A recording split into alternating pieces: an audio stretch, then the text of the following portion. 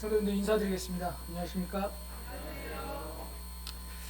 예, 오늘은 이제 말씀 교제 후에 기관 재정 보고하고 또 기관 사역 올 한 해 계획 보고가 있어서 좀 일찍 시작을 했습니다.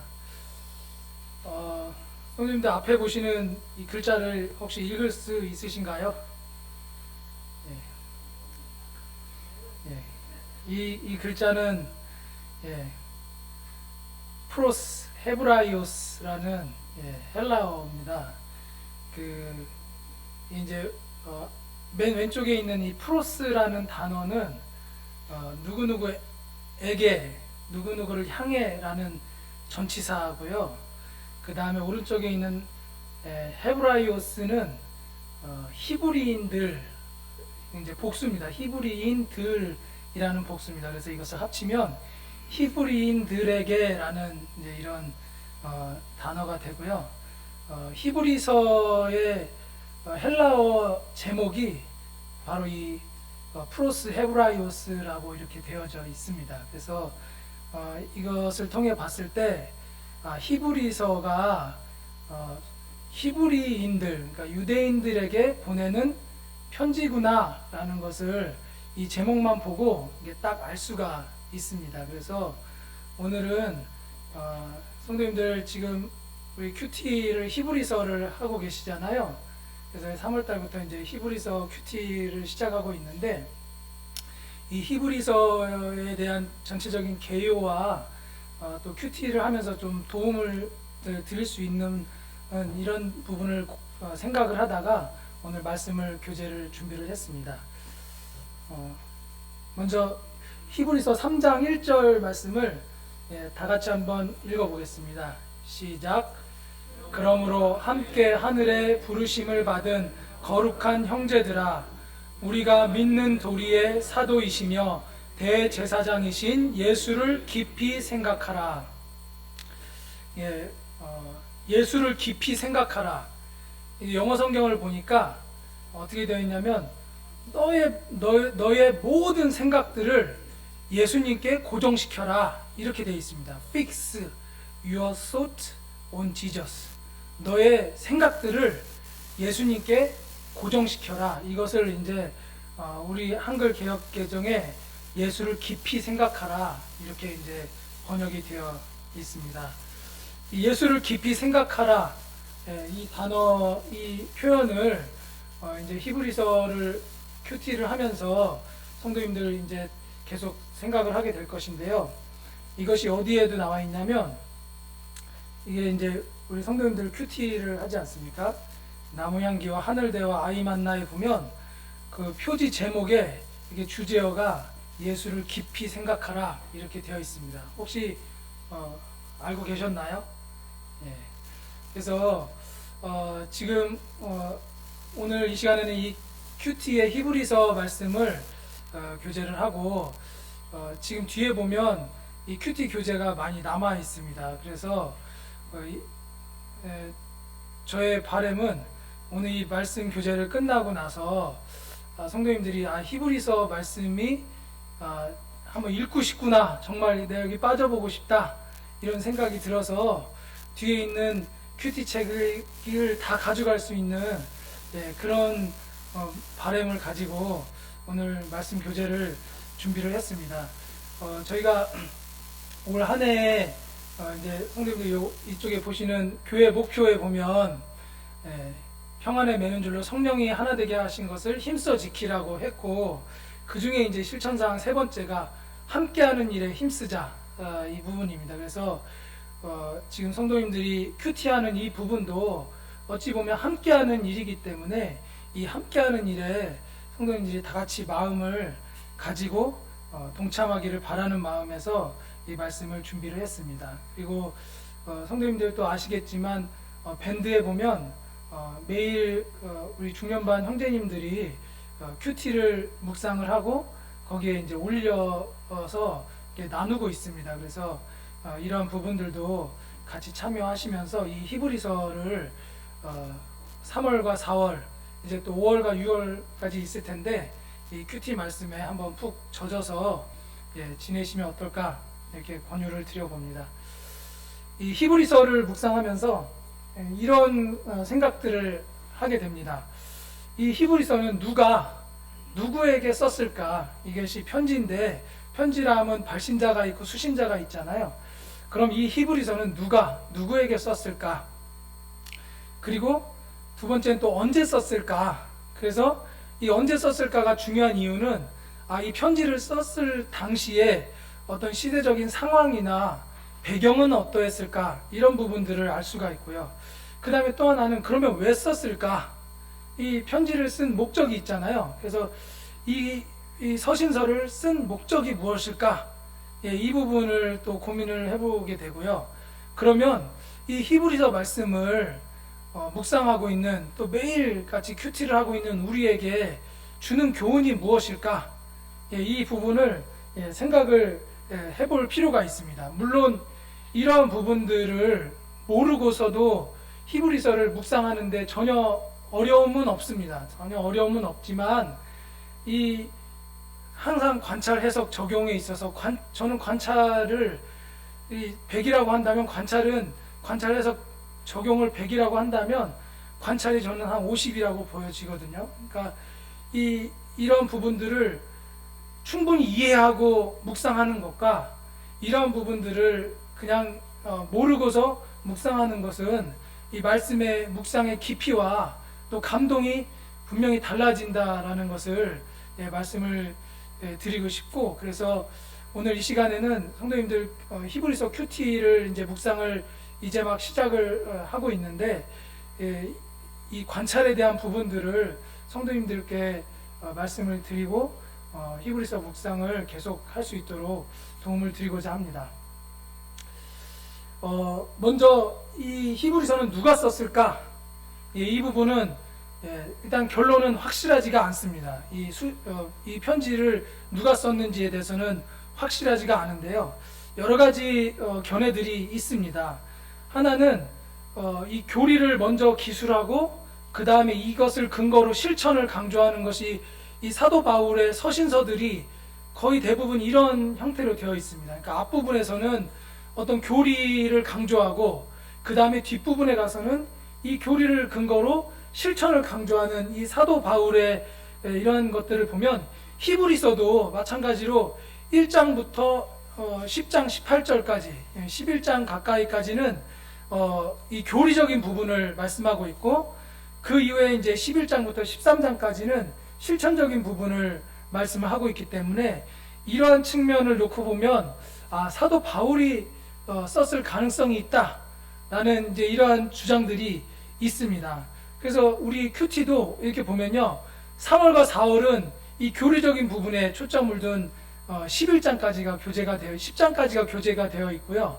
그 다음에 이제 5월과 6월은 이제 연속해서 본다고 했을 때 이 11장, 이 실천적인 부분에 대해서 성도님들이 이제 묵상을 하게 될 것입니다. 그 다음에 또 하나의 또 견해는 이 구약의 이 히브리서 말씀은 구약의 인용들이 상당히 많습니다. 그래서 구약의 인용이라든가 특히 이제 이 성막이라든가 이 제사 제도와 같은 이런 것들에 대해서 정확하게 언급하는 것을 봤을 때 이 바나바가 쓰지 않았겠는가라는 이제 이러한 견해도 있고요. 그 다음에 또 하나는 이 헬라어로 쓰여진 이 히브리서가 아주 유창하게 쓰여져 있고 그러한 문체와 표현들이 아주 능수능란한 이러한 것을 봤을 때 그 당시에 학자였던 이 아볼로가 쓰지 않았겠는가, 이런 견해들도 있습니다. 또 그 밖에 누가나 실라 또는 빌립 또는 브리스길라와 아굴라 부부가 쓰지 않았겠는가라는 이제 이런 다양한 견해들이 있는데 다른 서신서들과 달리 이 히브리서는 그 저자가 누구다라고 이 말씀 서신서 안에 이렇게 밝혀져 있거나 이런 부분이 없다 보니까 누가 썼는지가 확실하지가 않다는 것입니다. 하나님께서 이 누가 썼는지에 대한 부분들을 밝히시지 않은 그런 이유가 있을 거라고 생각이 들어집니다. 그러면 이 편지는 누구에게 썼을까? 이제 결론은 히브리인들에게 썼다는 거죠. 히브리인들이라면 이제 유대인들을 의미를 합니다. 그래서 이 유대인들에게 이 편지를 썼는데, 이 유대인들은 이 유대 역사적인 배경을 다 알고 있는 사람들이라는 거죠. 그래서 율법이라든가 제사라든가 성전이라든가 성막이라든가 이제 이런 제도들을 잘 알고 있고, 또 자기들의 조상인 어떤 구약의 인물들이라든가 또 하나님의 시중을 드는 천사라든가 그 다음에 선지자라든가 이런 것들에 대해서 아주 잘 알고 있는 이러한 사람들이라는 겁니다. 우리도 생각을 해보면 우리나라 사람들도 예를 들면 뭐 미국의 대통령이라든가 미국의 위인들에 대해서는 잘 모르지만 우리나라의 대통령이나 우리나라의 위인들에 대해서는 어느 나라 사람들보다 더 많이 알고 더 전문적으로 잘 알고 있잖아요.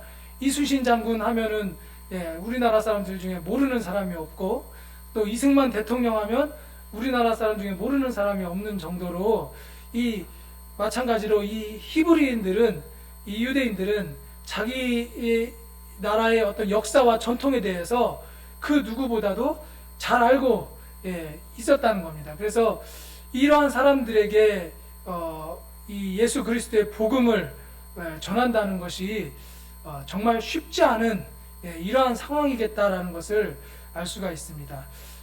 그래서 이러한 배경을 가진 유대인들에게, 히브리인들에게 복음을, 예수 그리스도에 관한 복음이 전해졌을 때 나타날 수 있는 부류는 크게 세 가지 부류가 나올 수 있는 겁니다. 첫 번째 부류는 이 예수님을 전했을 때 예수님을 믿고 구원받은 이러한 거듭난 유대인들이 있을 수가 있고요. 그 다음에 두 번째 부류는 그것이 아니라 유대교에 집착하고 유대교에 사로잡혀 있어 예수님을 거부하는, 완강히 거부하는 이러한 히브리인들이 있을 수 있고, 그 다음에 세 번째 부류는 이게 들어보니까 예수님에 대해서는 머리로는 인정이 되지만 마음으로는 믿어지지 않는 그러한 히브리인들도 있을 수가 있을 겁니다. 그래서 이것도 오늘날의 우리의 모습과 똑같은 모습인 거죠. 사람들에게 우리가 복음을 전했을 때 그 복음을 받아들여서 거듭나는 그러한 사람들이 있는가 하면, 예수님을 믿느니 내 주먹을 믿겠다, 예수님을 믿느니 내가 믿는 뭔가를 믿겠다 하면서 예수님을 완강히 거부하는 사람들이 있고, 또 한 부류는 예수님을 전해들었을 때 이 예수님의 존재에 대해서 인정을 하고 머리로는 알겠지만 나는 이런 예수님을 나의 주인으로 받아들이진 않겠다 라고 망설이는 이러한 사람들도 있을 것입니다. 그래서 이 히브리인들에게 복음이 전해졌을 때 동일하게 이러한 세 종류의 부류가 있었을 것입니다. 이 히브리서는 그 중에서 어떤 부류의 사람들에게 이 편지가 전해졌는지는 정확치 않지만 이 모든 부류의 사람들을 염두에 둘 수가 있겠고, 특히 이 중에서도 이제 이 두 번째 부류나 아니면 이제 첫 번째 부류 중에 이 핍박과 고난으로 인해서 이 믿음을 저버리려고 하는 이런 사람들에게 초점이 맞춰졌다라는 것을 좀 생각을 해볼 수가 있습니다. 그런 부분은 이제 뒤에서 이제 알 수가 있는데요. 과연 이 히브리서는 그럼 언제 쓰여졌을까? 이 부분은 이제 AD 65년부터 70년 사이에 쓰여졌다는 겁니다. 그러니까 예수님이 죽으신 후에 한 30년이 지난 시점부터 그 다음에 이스라엘이 멸망한, 예루살렘 성전이 파괴된 이 70년 그 사이에 이 편지가 쓰여졌다라는 것을 알 수가 있고요. 저도 개인적으로 봤을 때 전에는 이러한 부분들을 그냥 간과하면서 쉽게 넘어갔는데, 이것이 왜 중요한지, 이것을 이해하는 것이 얼마나 중요한 것인지를 이 당시의 상황과 배경을 이해할 수가 있기 때문에 이 부분이 중요하다는 것을 알 수가 있습니다. 이 65년에서 70년 사이에 쓰여졌다라는 그 근거는 이제 첫 번째 힌트는 여기에 있습니다. 히브리서 13장 23절을 보면요, 디모데가 풀려났다라는 것이 이렇게 이제 기록이 되어 있는데요. 바울의 서신서를 보면 아들과 같은 이제 이 디모데잖아요. 그 디모데가 한 번도 감금되었다라는 이런 언급이 바울 서신서에 그 어디에도 없습니다. 그리고 그래서 바울이 이 순교된 시기가 이제 성경학자들에 의하면 이제 AD 63년경이라고 분별을 하기 때문에 이 AD 63년 순교된 이후에 이 디모데가 잡혔다가 감금되었다가 풀려나지 않았겠는가, 이 시기가 아니겠는가, 이렇게 추측을 좀 해볼 수가 있고요. 그 다음에 이 두 번째 힌트는 히브리서 12장 4절 말씀에 또 나와 있습니다. 여기에는 뭐라고 되어 있냐면 너희가 죄와 싸우되 아직 피 흘리기까지는 대항하지 아니하고 라는 이런 말씀이 있습니다. 그래서 이런 것들을 보면 이 로마의 네로 황제가 이 기독교를 아주 대대적으로 핍박하는 이 시기가 있는데 그것이 이제 AD 64년경이 됩니다. 그래서 이 유대인 성도들에 대한 핍박이 시작된 이 64년 정도에 이 히브리서 12장 4절 말씀을 봤을 때 죄와 싸우지만 피 흘리기까지는 대항하지 않는다라는 이런 말씀을 놓고 봤을 때 AD 64년 어간에 이런 상황이 있을 수 있겠다라는 힌트를 얻을 수가 있고요. 그 다음에 세 번째는 이 히브리서 안에 성전 파괴에 대한 언급이 전혀 없습니다. 그리고 없고 또 성전에서 제사가 계속 드려지고 있는 이런 모습을 또 유추해 봤을 때 성전이 파괴되기 전, 다시 말해서 AD 70년 이전, 그래서 65년부터 70년 사이가 이 히브리서의 배경이 되겠구나, 이렇게 이해를 해볼 수가 있습니다. 그래서 이러한 것을 놓고 보면, 정리를 해보면 AD 30년에 이제 예수님이 십자가에서 죽으시고 부활하시고 이제 승천하신 이런 배경을 역사적으로 살펴볼 수가 있고, 그 다음에 이 30년 이후에 이제 이 복음이 성령님께서 이제 오순절에 성령님이 강림하고 이제 이 제자들이 이 복음을 전하면서 이 이스라엘뿐만이 아니라 그 이방 나라까지 이 복음이 전파되는 이러한 활동들이 있고, 특히 이 바울이 1차, 2차, 3차 전도 여행을 통해서 아시아와 유럽에까지 이 바울에 의해서 계속해서 복음이 전해져 나가는 이러한 모습들을 사도행전을 통해서 볼 수가 있습니다. 그래서 이 복음을 듣고 이방인들 가운데 예수님을 믿는 자들이 이제 생겨나고 교회가 생겨나겠죠. 그러던 중에 이제 AD 64년에 이 로마 황제의 어떤 네로가 기독교를 이제 핍박을 하면서 이제 엄청난 고난과 이 고통이 따르면서, 그러면서 이제 이 이방인들 가운데 예수님을 믿었던 이런 사람들, 특히 이제 그 중에서 이 유대인들 중에서도 이제 예수님을 믿은 사람들이 있었을 것인데, 이 핍박이 너무 힘들고 어려우니까 다시 이 믿음이 흔들리면서 유대교로 돌아가려고 하는 이런 신자들이 생겨날 이런 상황이 벌어지고 있다는 것입니다. 그리고 이제 AD 70년에 예루살렘 성전이 파괴가 되는데요. 그래서 오늘 살펴보게 되는, 저희가 묵상하게 되는 이 히브리서는 바로 이 붉은색 네모 박스에 있는 이런 시대적인 상황과 배경 속에서 예수님을 믿고 구원함을 받았다고 고백한 그러한 히브리인들이 고난과 핍박을 통해서 다시금 믿음을 저버리고 유대교로 돌아가려고 하는 이러한 상황에 이 히브리인들에게 쓰여진 편지구나라는 것을 우리가 이해를 해볼 수가 있습니다.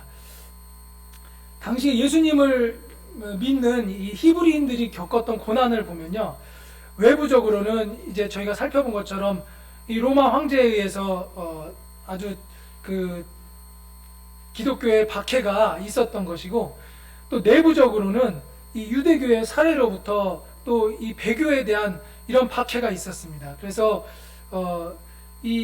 그 이스라엘 민족은 유대교를 믿는 이제 이런 민족들인데, 그 안에서 이제 예수님을 믿고 개종을 했을 때 이 자기 가족들에 대한 상속권이 박탈이 되고, 이스라엘의 회중으로부터 축출이 되고, 그 다음에 고용의 일자리를 잃어버리고, 그 다음에 재산의 소유권도 박탈되고, 그 다음에 공개적으로 멸시와 조롱을 당하고, 그 다음에 급기야 투옥되고 순교당하는 이러한 고난들을 겪는 이런 고난 속에 예수님을 믿는 히브리인들이 이런 것들을 경험을 하고 있었다는 거죠. 우리가 이런 상황을 다 이해할 수가 없을 겁니다. 그러니까 정말 이 자기 민족들에게 배척당하고 일자리를 잃고 고용의 위협을 당하고 했던 이러한 모습들에 얼마나 힘들고 어려웠을까. 그 가장 최근에 이제 뭐 비교될 수는 없지만 이런 부분들을 생각해 볼 수가 있습니다.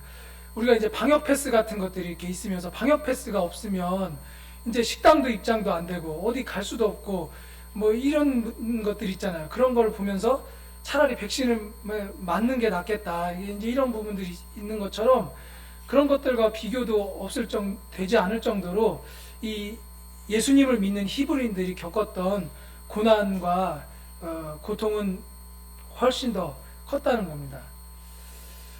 이 편지들을 그럼 왜 썼을까를 놓고 보면 바로 이 히브리인들, 이러한 고난을 겪는 히브리인들을 격려하기 위해서 쓰였다는 것을 볼 수가 있습니다. 히브리서 13장 22절 말씀을 보면요, 여기 이렇게 나와 있는데, 형제들아 내가 너희를 권하노니 권면의 말을 용납하라. 내가 간단히 너희에게 썼느니라. 그래서 이 권면의 말을 하기 위해서 이 히브리서를 기록했다라는 것을 알 수가 있고요.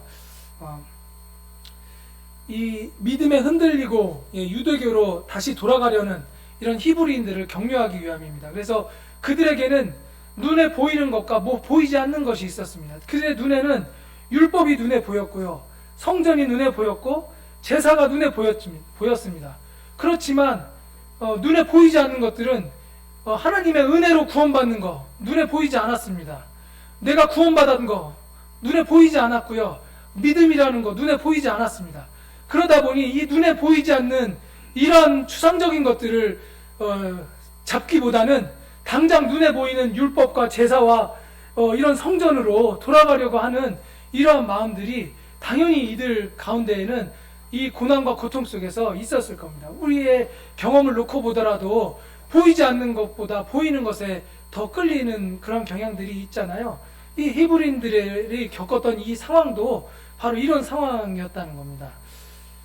그래서 이 히브리서의 저희들 이제 큐티를 하겠지만 이 주제는 그런 상황 속에서도 너희들이 생각해 볼 것이 이 예수 그리스도가 얼마나 뛰어난 분인지, 우월하신 분인지 깊이 인식하고 이 고난과 핍박 속에서도 이 믿음의 경주를 끝까지 완주해라. 이것이 우리가 묵상하게 될 히브리서의 주제가 됩니다. 이것을 좀 더 살펴보면요, 예수 그리스도는, 너희가 믿는 우리가 전에서 믿게 된 이 예수 그리스도는 그 인격에 있어서, 그리고 이 예수 그리스도는 그분이 하신 사역에 있어서 너희들 알고 있는 유대의 역사에 있는 그 어떤 것들보다 이 예수 그리스도의 인격과 사역이 우월하다, 가장 뛰어나다, 그것을 깊이 인식해라는 것이고, 그래서 어떤 고난과 핍박이 오더라도 이 믿음의, 너희들 구약의 선진들, 믿음의 선진들의 본을 따라서 또 이 믿음의 주요 온전케 하시는 이신 예수 그리스도를 바라보면서 이 끝까지 이 믿음을 포기하지 말고 붙들어라 하는 것이 이 히브리서 말씀의 주제가 되겠습니다. 그래서 이 부분을 조금만 더 구체적으로 살펴보면요, 이 예수 그리스도는 그 인격에 있어서 너희들 알고 있는, 너희들 역사 속에 있는 그 어떤 인물보다도 더 위대하다. 그래서 하나님께서 보내신 자로서 선지자들보다 더 위대하고, 하나님의 사자로서 천사들보다도 더 위대하신 분이고, 그 다음에 너희들이 믿고 따르는 이 인류의 조상인 이 아담보다도 이 예수 그리스도가 더 위대하신 분이다. 그리고 너희들이 추앙하고 있는 이스라엘 민족의 지도자인 모세보다도 위대한 분이고, 군사 지도자인 가나안 땅에 이끈 여호수아보다도 더 위대하고, 그 다음에 너희들이 그렇게 드리는 제사를 드리는 이 대제사장인 아론보다도 이 예수 그리스도는 훨씬 더 뛰어난 분이다. 이것을 이 히브리서 저자는 믿음이 흔들리는 히브리인들에게 이 부분을 얘기를 해주고 있습니다. 그리고 또 이 예수 그리스도는 그분이 하신 일에 있어서도 너희들이 알고 있는 유대 역사 속에 그 어떤 사역보다도 더 위대하다라는 것을 말씀하고 있는데요. 이 예수 그리스도의 제사장 직분은 영원하기 때문에 이 아론의 제사장 직분보다 더 위대하다. 그리고 예수 그리스도께서 세우신 이 언약은 새롭고 무조건적이기 때문에 너희들이 알고 있는 옛 언약보다도 더 위대하다. 이런 것을 말씀하고 있고, 또 예수 그리스도의 이 성소는 하늘에 있는 성소이기 때문에 옛 성소보다도 더 위대하다. 그리고 예수 그리스도의 제사는 완전하기 때문에 이 너희들이 따르고 있는 이 구약의 제사보다도 더 위대하다. 그래서 이 예수 그리스도는 그 인격에 있어서, 그리고 그분이 하신 일에 있어서 너희들이 역사 속에 본 인물과 어떤 일보다도 이 예수님께서 훨씬 더 뛰어나신 분이다 라는 것을 말씀해주고, 그래야만이 이 믿음이 흔들리지 않기 때문에 이러한 부분들을 강조를 하고 있습니다. 이것을 한마디로 정리한 구절이 히브리서 10장 9절에 있습니다. 이것이 성도님들 이 히브리서 큐티를 하면서 어떻게 보면 머릿속에 딱 새겨놓고 말씀을 묵상하는 것이 상당히 도움이 될 것이라고 판단이 들어지는데요. 이 한마디를 다 같이 한번 읽어보겠습니다. 시작. 그 첫째 것을 폐하심은 둘째 것을 세우려 하심이라. 그동안에 나왔던 그 모든 이 말씀들의 내용들은 이 한마디 안에 이제 다 함축되어 있습니다. 그 첫째 것을 폐하심은 바로 이 둘째 것을 세우려 하십니다. 이 첫째 것은 그림자고 모형이라는 것이죠. 이것을 근데 다 폐하신 것은 바로 이 둘째 것을 세우기 위함이다. 그래서 이 첫째 것은 무엇이냐? 앞에서 살펴본 것처럼 선지자, 천사, 아담, 모세, 여호수아, 아론, 이제 이런 것들, 아론의 제사장 직분, 옛 언약, 옛 성소, 구약의 제사, 근데 이러한 것들인데 이 첫째 것을 다 폐하셨다는 겁니다. 다 폐하신 것은 바로 이 둘째 것인 예수 그리스도를 세우기 위해서다. 그래서 이 히브리서 큐티 말씀을 묵상하실 때 이 한마디를 머릿속에 딱 담아두시고 말씀을 묵상하시면 큰 유익이 될 것이라고 이렇게 생각이 들어집니다. 그러면서 이런 부분들을 이제 쭉 처음에 히브리서 기자가 쭉 설명을 한 다음에 그 다음에 이제 이렇기 때문에 이러한 믿음을 가지고 살았던 믿음의 선진들의 얘기를 이제 쭉 히브리서 11장에서 이제 펼쳐 나가고 있습니다. 그래서 아벨부터 시작을 해서 에녹, 노아, 야곱 뭐 이렇게 쭉 해서 모세, 라합까지 그러면서 너무나 많기 때문에 이들에 대해서 말하려면 시간이 부족하다 이렇게 하면서 기드온이든 바락이든 삼손이든 입다든 다윗이든 사무엘이든 이런 믿음의 선진들 앞에서 얘기한 이 예수 그리스도는 그 인격이나 사역에 있어서 너무나 위대하신 분이기 때문에 이 예수 그리스도를 바라는 이 믿음을 가지고 살았던 이 믿음의 선진들의 이 본을 이 히브리서 기자가 설명을 하고 있습니다.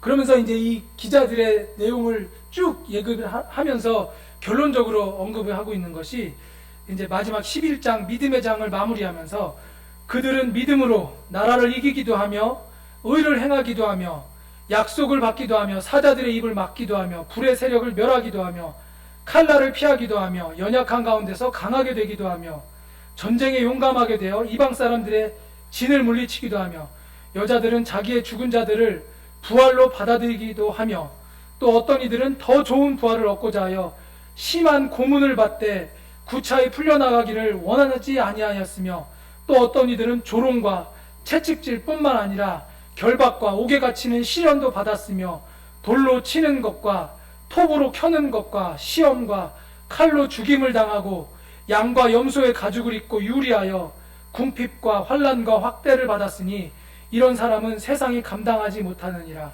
그들이 광야와 산과 동굴과 토굴에 유리하였느니라. 오늘날 믿음을 가진 우리 성도님들에게 이런 고난과 어려움이 있나요?